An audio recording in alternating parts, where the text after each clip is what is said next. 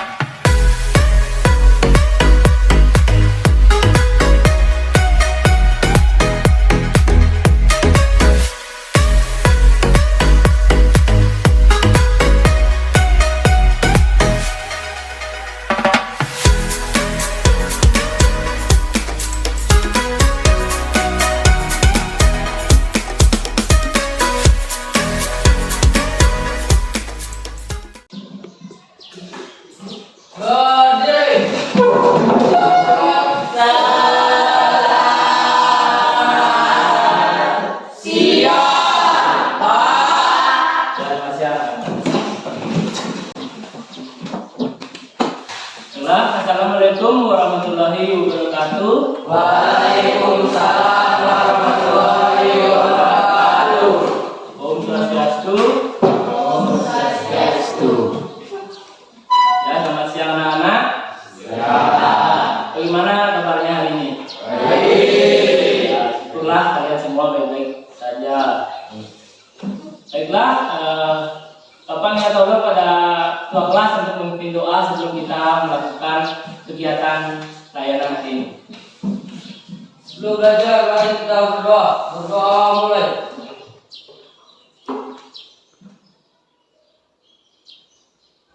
Berdoa selesai. Oke, sebelum lanjut, ada yang sudah hadir hari ini? Ada semua ya? Oke. Jadi hari ini Bapak akan memberikan layanan bimbingan klasikal dengan topik kemandirian belajar peserta didik atau kemandirian belajar siswa. Dan sudah bisa dilihat ya? Tema kita hari ini yaitu kemandirian belajar.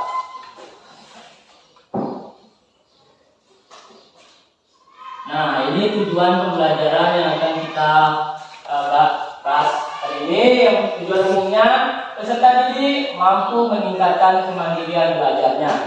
Artinya setelah mendapatkan layanan ini, kalian bisa meningkatkan kemandirian kalian dalam belajar.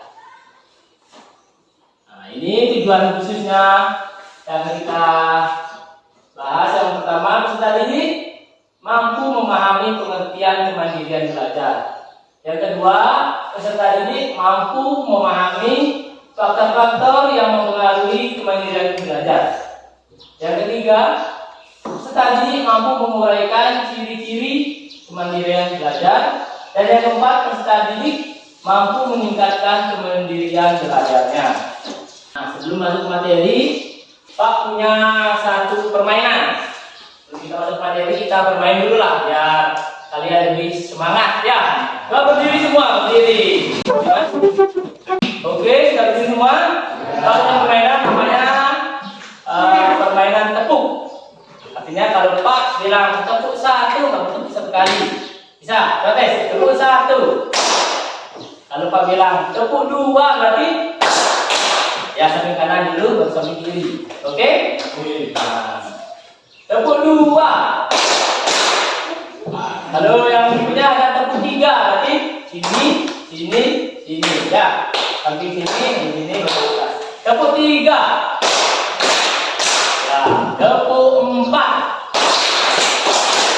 Tepuk 4 gini. 2 kali sini, 2 kali sini. Lalu tepuk 5, 2 kali sini, 2 kali sini, baru sini. Oke? Bisa? Ya, konsentrasi. Tepuk 1. Ya, itu masih ada yang belum konsentrasi. Tepuk 1 tadi 1 kali, ya, bukan 2 kali. Ulang lagi. Tepuk 1. Tepuk 2. Ya, ada lagi yang salah ini, agung ini. Tepuk 3. Ya, tepuk 4. Ya, masih ada juga sedikit Pak dengar yang tepuk 5. Aduh, terima kasih, semangat. Jadi layanan ini akan Bapak berikan 1 kali jam pelajaran atau 40 menit. Ya, apakah anak-anakku sekalian bersedia mengikuti ini? Ya. Terima kasih. Ya, kita langsung ke materi saja. Pengertian kemandirian belajar. Ya. Jadi kita ketahui kemandirian belajar itu berasal dari 2 kata ya, kemandirian sama belajar. Ini belajar. Jadi kira-kira ada yang tahu apa pengertian kemandirian? Ya, siapa? Kemandirian? Ada yang tahu? Menurut Kamus Besar Bahasa Indonesia, mandiri adalah tidak tergantung pada orang lain. Sedangkan kemandirian adalah keadaan dapat berdiri sendiri tanpa tergantung pada orang lain. Itu pengertian kemandirian. Sekarang, ya ini belajar. Belajar dapat diartikan sebagai suatu proses usaha yang dilakukan individu atau peserta didik ya untuk memperoleh suatu perubahan perilaku yang baru. Jadi kemandirian belajar itu adalah suatu keadaan di mana peserta didik atau siswa kalian melakukan kegiatan belajarnya didorong oleh kemauan sendiri. Artinya kemauan sendiri nih, tanpa ada paksaan dari orang lain. Ya, belajar mengerjakan tugas itu tanpa dipaksa, dia mengerjakan sendiri atas kemauan. Ya, sudah dipahami kira-kira ini pengertiannya? Nah, ya. Lanjut, ya, faktor yang mempengaruhi kemandirian belajar. Nah, untuk faktor yang mempengaruhinya itu ada 2 ya. Yang pertama namanya faktor internal. Ada yang tahu faktor internal itu apa? Berasal dari kata internal. Kalau in berarti dalam, berarti faktor yang berasal dari dalam diri. Yang kedua ada faktor eksternal. Kalau eksternal itu berarti luar diri siswa atau peserta didik. Jadi faktor internalnya itu contohnya seperti disiplin, misalnya disiplin belajar, gitu ya. Yang kedua ada percaya diri, motivasi, inisiatif dan tanggung jawab. Yang kedua ada faktor internal atau eksternal atau faktor yang berasal dari luar. Ya, di sini ada 2, itu contohnya teman bergaul dan keluarga. Yang mengapa teman bergaul mempengaruhi mandiri belajar siswa? Contohnya, Pak kasih contoh ini. Misalnya si A ini anak yang lumayan rajin ya belajar ya, lumayan mandirinya lumayan tinggi. Sedangkan dia berteman dengan si B yang kemandirian belajarnya itu sangat rendah, ya malas belajar, tugas-tugasnya mengerjakan. Jika dia sering bergaul, tentu si A ini akan bisa dipengaruhi oleh si B, teman bergaul, gitu ya. Setelah faktor ada di sini namanya ciri-ciri siswa yang memiliki kemandirian belajar yang tinggi. Yang pertama, mampu berpikir kritis, kreatif dan inovatif. Artinya siswa yang kemandirian belajarnya tinggi itu dia mampu berpikir kritis. Artinya jika ada tugas-tugas yang agak-agak susah itu dia mampu berpikir, mampu mengerjakan. Kreatif, kreatif itu dia jika ada misalnya soal atau tugas yang agak susah, dia itu mempunyai ide-ide untuk memecahkan itu soal itu, mencari jawabannya tuh ini gitu ya. Sedangkan inovatif itu dia mempunyai inovasi baru. Yang kedua memiliki rasa percaya diri yang tinggi. Nah ini siswa yang mandiri belajarnya tinggi itu dia percaya dirinya itu tinggi. Dia yakin dalam dirinya, saya bisa mengerjakan soal ini, gitu ya. Nah, yang ketiga, tekun dalam belajar. Jadi orang yang kemandirian belajarnya itu tinggi, dia tekun, dia tidak mudah bosan belajar. Nah, yang keempat, mampu mengeluarkan pendapatnya. Misalnya dalam belajar diskusi, misalnya diskusi kelompok, tentu kita akan diberikan suatu masalah, soal, habis itu kita diskusikan bersama.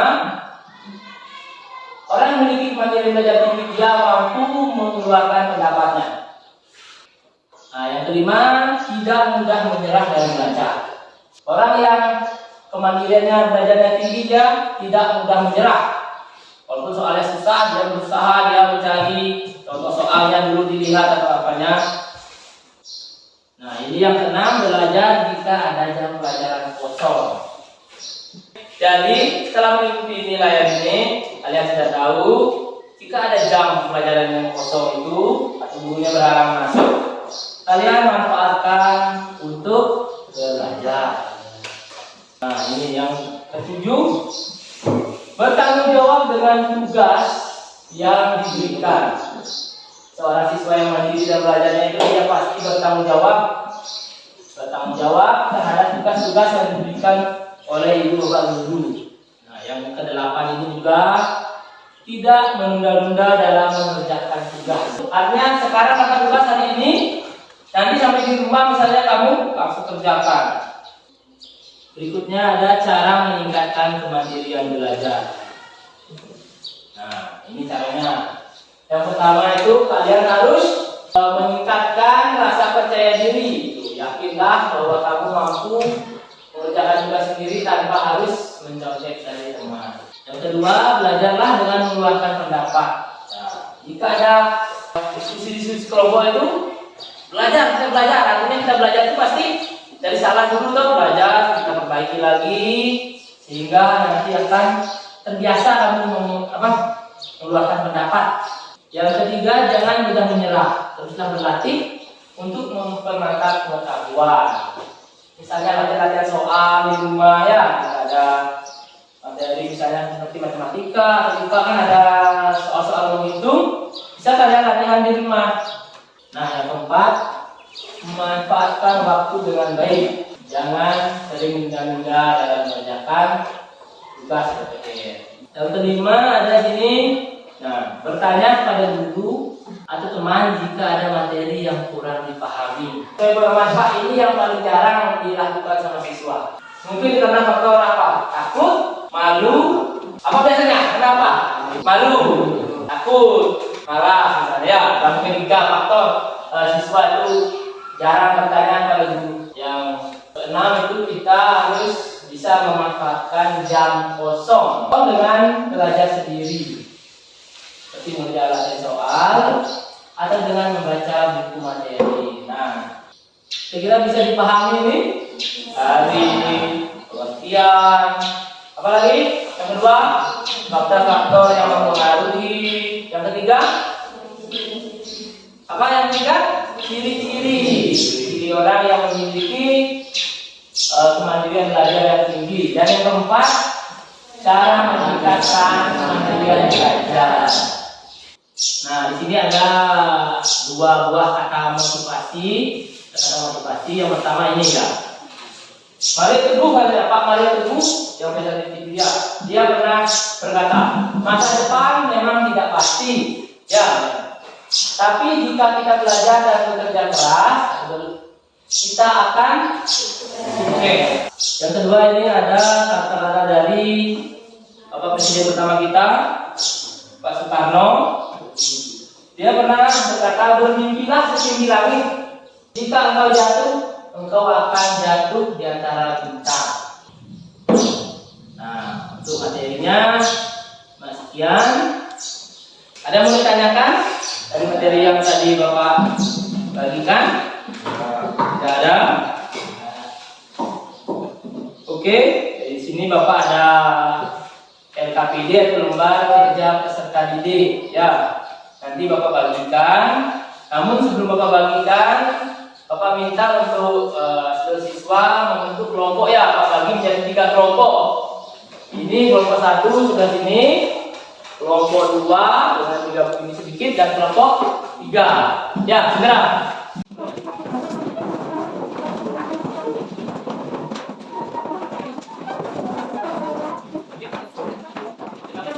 Ya, sudah. Di sini Pak bagikan mengerjakannya secara bersama-sama atau bekerja secara kelompok.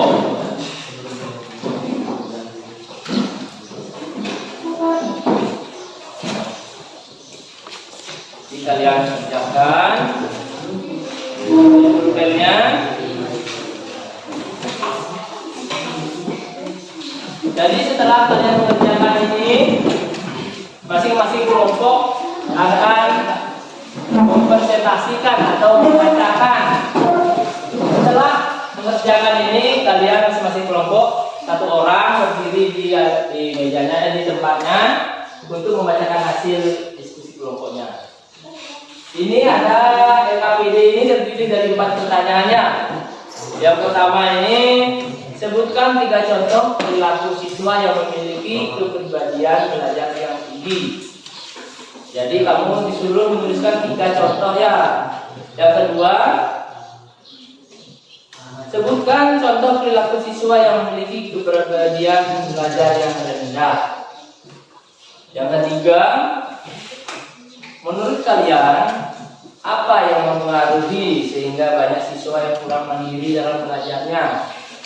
Dan yang keempat, apa yang akan kalian lakukan agar bisa lebih mandiri dalam belajar? Yaitu dikerjakan bersama-sama secara kelompok. Kita kasih waktu 5 menit. Nanti setelah menyelesaikan, kita akan presentasi 1 kelompok 1. Nah, ini juga merupakan melatih kalian untuk mengeluarkan pendapat ya, bicara di depan forum diskusi. Ini akan Pak nilai keaktifan kalian di dalam kelompok, akan Pak nilai sini ya. Jadi ya, selamat mengerjakannya.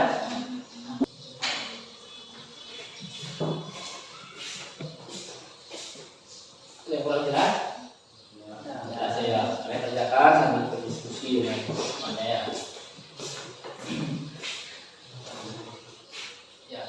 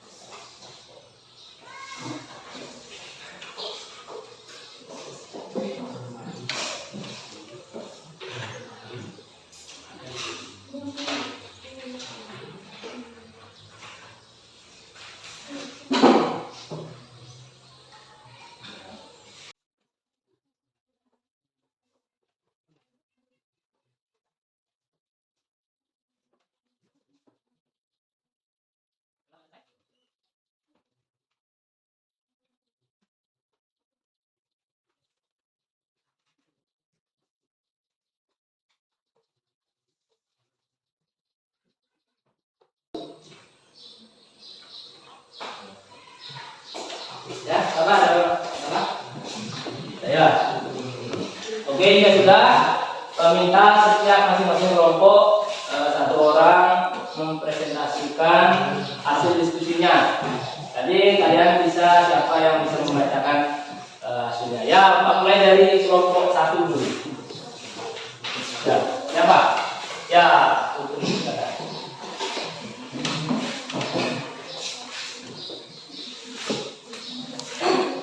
Terima kasih atas kesempatannya. Saya akan memberikan kesimpulan pada materi pada hari ini. ini belum. Ya, dibaca. Hasil diskusimu ya. Yang pertama, sebutkan 3 contoh perilaku siswa yang memiliki kemandirian belajar tinggi. Jawabannya, yang pertama, tenang dalam belajar. Kedua, tidak mudah putus asa dalam belajar. Ketiga, memanfaatkan jam kosong untuk belajar. Soal nomor 2. Kedua ya. Sebutkan 3 contoh perilaku siswa yang memiliki kemandirian belajar rendah.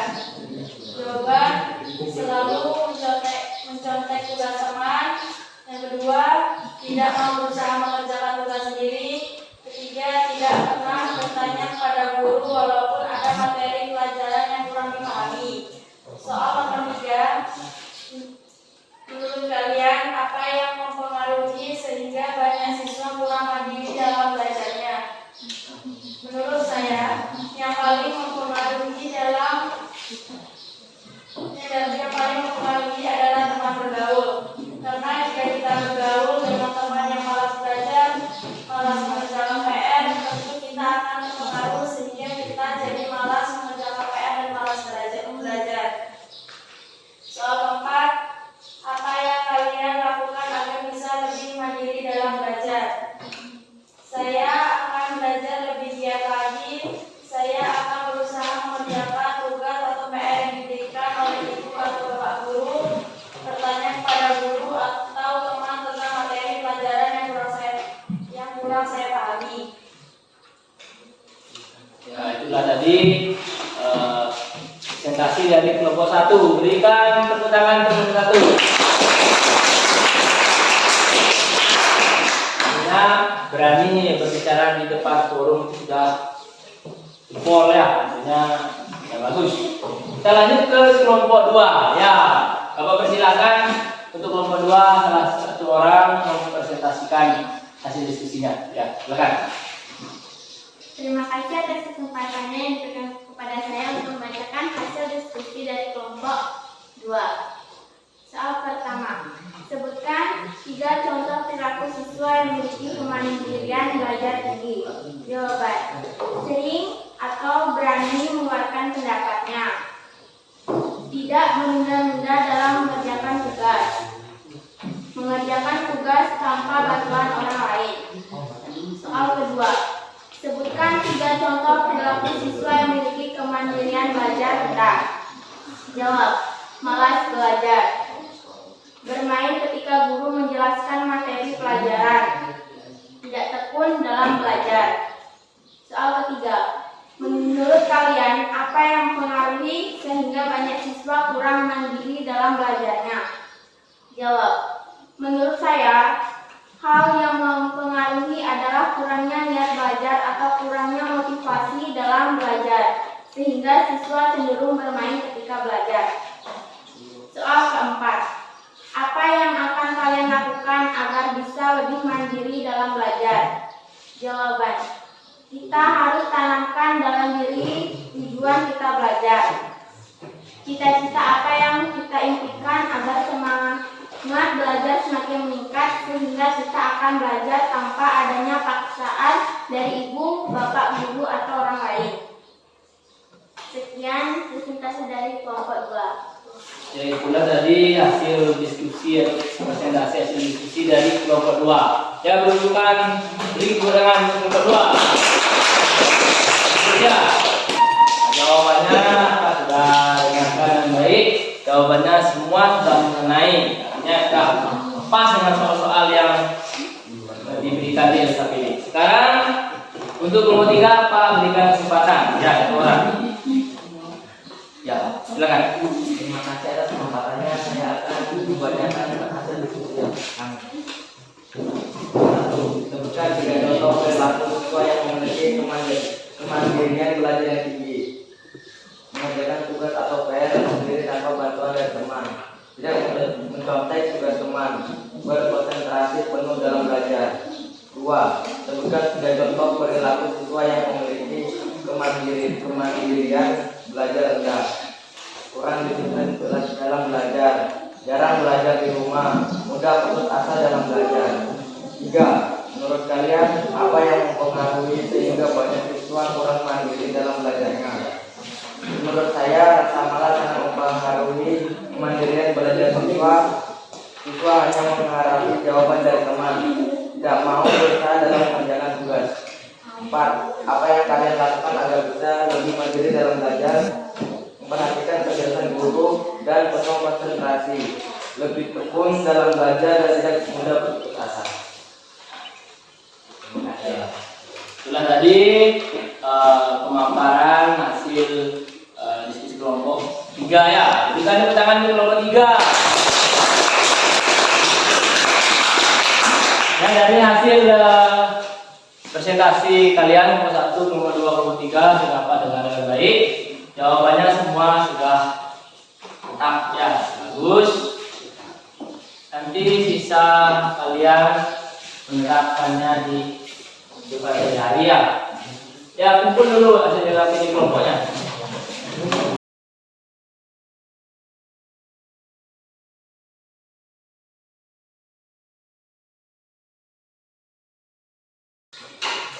Jadi setelah kalian mengerjakan materi yang sudah Bapak jelaskan, kalian sudah mengisi LKPD secara berdiskusi. Siapa kira-kira bisa menyimpulkan secara singkat tentang proses layanan ini dari pengertian kemandirian belajar, apalagi tujuan habis pengertian ada faktor mempengaruhi.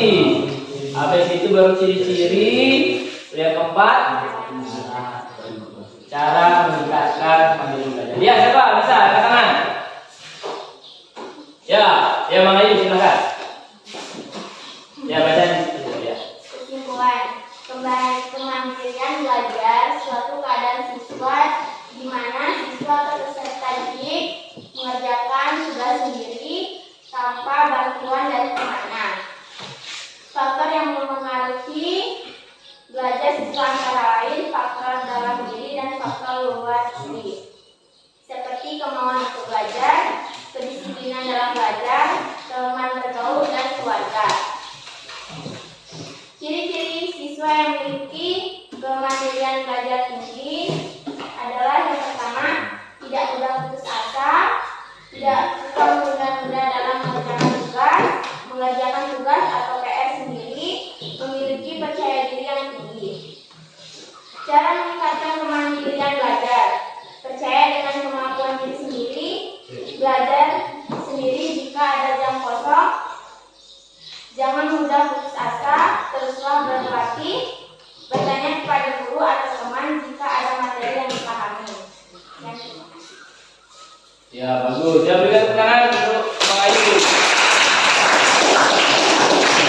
Mungkin ada satu lagi yang bisa membuat kesimpulan dari kelompok dia. Silakan. Kesimpulan, kemandirian belajar adalah suatu keadaan di mana siswa atau peserta didik belajar atas kemauan sendiri tanpa paksaan dari orang lain. Faktor-faktor yang mempengaruhi kemandirian belajar siswa adalah faktor dari luar diri siswa seperti teman bergaul dan keluarga.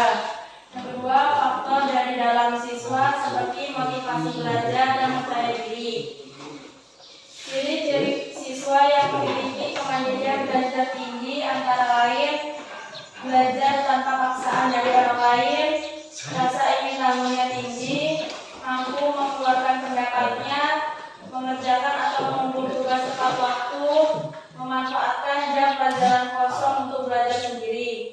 Cara meningkatkan kemandirian belajar siswa antara lain seperti Meningkatnya rasa percaya diri, manfaatkan jam pelajaran kosong untuk belajar, menumbuhkan rasa ingin tahu, hilangkan rasa untuk menunda-nunda mengerjakan tugas, belajar bertanggung jawab atas tugas yang diberikan, tekun dalam belajar, bertanyalah jika ada materi yang belum dikuasai. Sekian, terima kasih.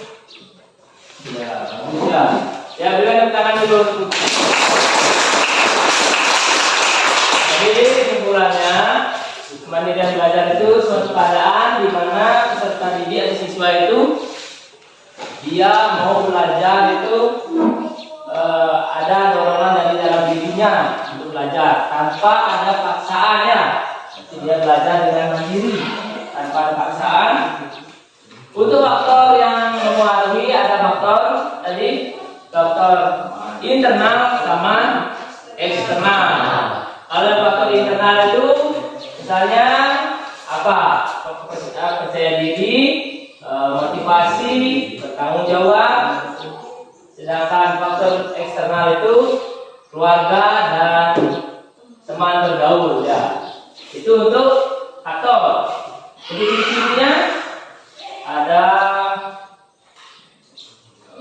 rajin bertanya kepada guru. Itu juga salah satu ciri-ciri siswa mandiri belajar itu dia tekun dalam belajar. Apalagi? Ya, rasa ingin tahunya tinggi, tidak mudah putus asa. Dan cara untuk meningkatkan kemandirian belajar dia pertama dia itu meningkatkan percaya dirinya. Kenapa? Karena dengan percaya diri yang tinggi itu pasti kalian bisa menjawab tugas PR yang diberikan oleh ibu dan guru. Jangan mudah putus asa dalam belajar. Tekun ya, tekun. Kalian juga harus memanfaatkan jam-jam pelajaran kosong kalian isi dengan latihan soal, membaca materi, atau diskusi kelompok dengan teman-teman untuk menambah wawasan kalian. Oke. Baiknya sebelum saya ini Bapak akhiri, Bapak ada ini instrumen evaluasi ya. Instrumen ini Bapak bagikan untuk mengetahui seberapa seriusnya atau seberapa semangatnya kalian mengikuti layanan ini.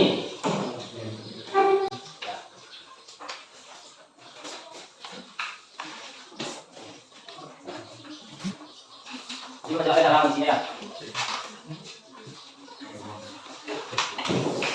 Ya sudah dapat semua ya. Ini instrumen ada 2 lembar ini ya. 2 lembar. Yang pertama instrumen evaluasi hasil layanan bimbingan klasikal. Ini kamu tulis nama kalian, kelas, baru tanggal sekarang ya tanggal 11 Juni. 12 Juni. 12 Juni. Baru materinya kemandirian belajar. Nah, cara mengerjakannya nanti kamu isi tanda checklist atau apa namanya contreng ya. Checklist pada kolom SSDS, TS, SS. Kalau SS ini sangat setuju, S ini setuju, TS ini tidak setuju, SDS ini sangat tidak setuju. Itu untuk yang lembar pertama. Untuk lembar yang kedua, ini juga kalian mengisi identitas seperti nama, kelas, nama guru BK-nya, dan isi di sini ada 2 pilihan jawaban, ya sama tidak. Jadi kalau kamu jawab ya, checklist yang ya, kalau tidak ya. Yang saya kerjakan sekarang ya.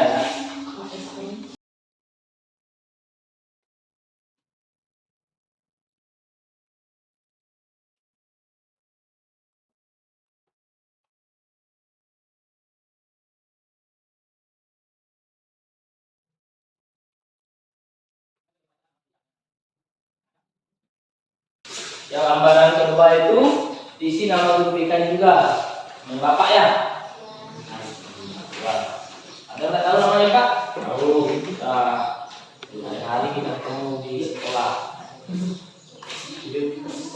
Ya di sini ya.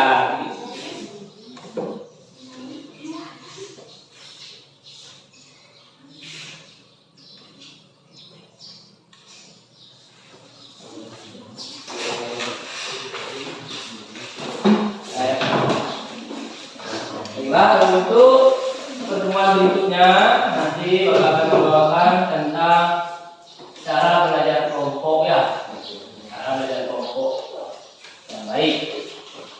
Baik, sebelum Pak akhiri, kita minta satu orang untuk berdoa dulu sebelum kita selesaikan.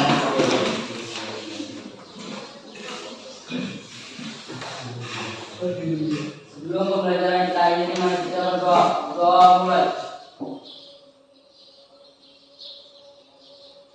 Doa saya. Terima kasih. Dengan ayat ini Bapak akhiri.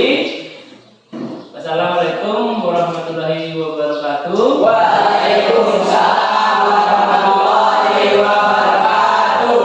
Om Santi Santi Santi Om. Om Santi Santi Santi Om.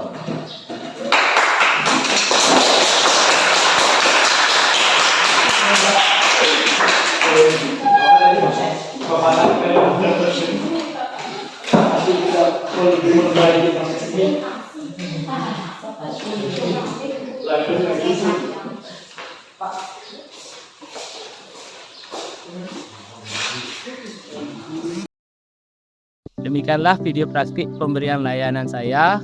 Terima kasih. Wassalamualaikum warahmatullahi wabarakatuh. Om Santi Santi Santi Om.